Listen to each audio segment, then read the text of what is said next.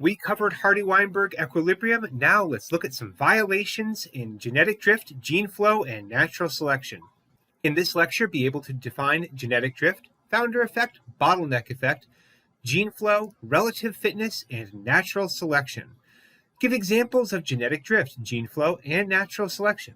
Relate genetic drift to random sampling. Relate gene flow to speciation with a later topic. And calculate the impacts of genetic drift, gene flow, and natural selection on Hardy-Weinberg equilibrium. Let's look at those assumptions one more time. The 5 conditions or assumptions for populations not evolving, meaning they're in Hardy-Weinberg equilibrium, is that the population is large, isolated, there are no net mutations, there's random mating, and there's equal survival and reproduction. But what if we violate these? If the population is not large, we can have genetic drift. If the population is not isolated, we can have gene flow. And if there's not equal survival and reproductions, we have natural selection. We're going to do in class a coin example where everyone in class is going to flip a coin. Since I've chosen to make the sections large, it is highly likely that this will be roughly 50-50 heads and tails. And then I'm going to have just 4 students flip coins.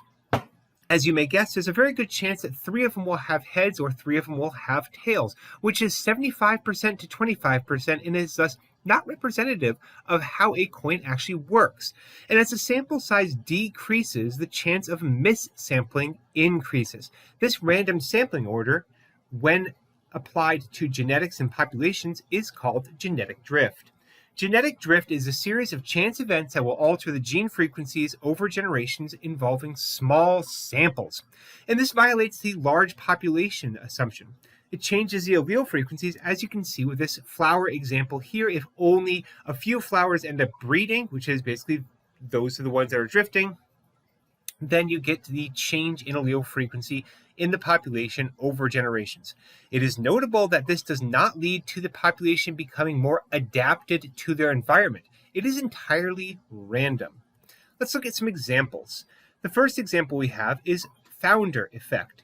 And an example of founder effect is the penguins colonizing the Galapagos Islands. For those of you who know, the Galapagos Islands are very far away from Antarctica. So penguins somehow colonized these islands way out in the middle of the ocean, away from Antarctica. And as you can guess, this was not a large population of penguins. It wasn't like a cruise vessel full of penguins is going to visit the Galapagos and drop off 10,000 penguins. It was much likely a smaller sample. And this smaller sample was not genetically representative of the larger population. And as this population grew, it naturally does not have certain alleles that will be found in the larger population. Over time, there was sufficient evolution in this population to make a new species of penguin, which is now endangered, thus meaning it is again a small population. A founder effect example in human colonization happens in the island of Tristan da Cunha, which is very far away from land, as this hiker is observing. And in 1814, 15 British folk got on the island and do what British folk do best. They colonized and raised flags and started farming things and made sheep jokes. I don't know. Anyway, one of the founders had an allele for retinitis pigmentosa, which is a very rare form of blindness. In the 1960s, there were 240 people on that island, and 4 of them were homozygous for this allele. That's homozygous recessive, which is very uncommon in the general population of humans. Population bottlenecks occur when the population is sharply reduced and then is allowed to reproduce again and become a larger population. Take, for example, bison. The American bison, or scientific name bison, has nearly gone extinct several times, most recently with the white American colonization of the West, where people with guns hunted bison almost to extinction. It is notable that the bison probably remember this, which is why it is unwise to try to take selfies with the fluffy cows, because they remember that time you almost hunted them to extinction, and they're still mad.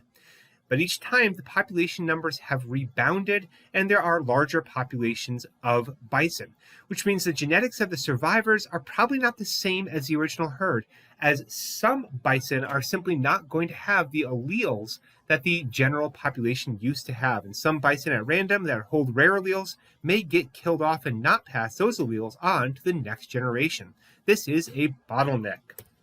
Another human example of the bottleneck is Pingalap Atoll, with a population of 500 humans, was reduced down to 20 humans during a typhoon in 1774. One male on that island was heterozygous for a form of color blindness. Now, the population of 3,000 has a homozygous recessive frequency of 5%, which is again far higher than the normal human population, and indeed far higher than the original population frequency of 500 humans in 1773. Now we're looking at conservation when it comes to genetic drift because a small population can lead to inbreeding as well as random genetic drift. Both inbreeding and random genetic drift cause a loss of genetic variability, which means those individuals may be less fit and less able to live in the place they live in, and they're not going to be as adaptable if the situation changes, which leads to lower reproduction and higher mortality, which leads to a smaller population, which will lead to inbreeding, random genetic drift, and back and forth and down it goes. This is known as the extinction vortex. A small population begets a smaller population, which begets a smaller population, which is difficult for conservation to undo. It is also noted that homozygotes cannot give rise to heterozygotes, so you lose genetic variability.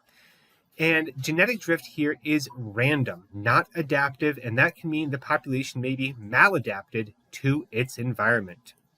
Let's look at gene flow now. Gene flow is the movement of alleles between two distinct populations. It violates the population is isolated assumption. Gene flow tends to homogenize populations, such if there are two populations which have different allele frequencies, and gene flow is allowed between those two populations, then over time, those two populations will look more like each other and more like something between the two populations in regards to allele frequencies. One example of this is the Lake Erie snakes. These are some snakes that live on islands off the coast of Ohio. The island snakes live on rocky shorelines. Mainland snakes live in marshes. On the island, snakes without bands are more camouflaged and thus leave more offspring. In the mainland, snakes with bands are going to leave more offspring because they're better camouflaged. Now what happens is there is some gene flow where banded snakes from the mainland come to the islands and leave banded alleles in the island populations, and that is gene flow. More recently, a Netflix special has shown the effects of isolation on a population and the movement of alleles into that population in its hit Blue Eye Samurai, where the allele for blue eyes is exhibited in one individual who has had some alleles from a European descent, and the rest of 50% of her alleles are from Japanese descent. This is important because during the historical period that this is set, there was something called sakoku, which is a name for the Japanese policy of isolationism. In general, they did not want foreign alleles into Japan. So her having blue eyes, well, that was considered maladaptive, and people don't like her, which is why there's blood on her sword, because she doesn't like people either. It's a pretty gory series.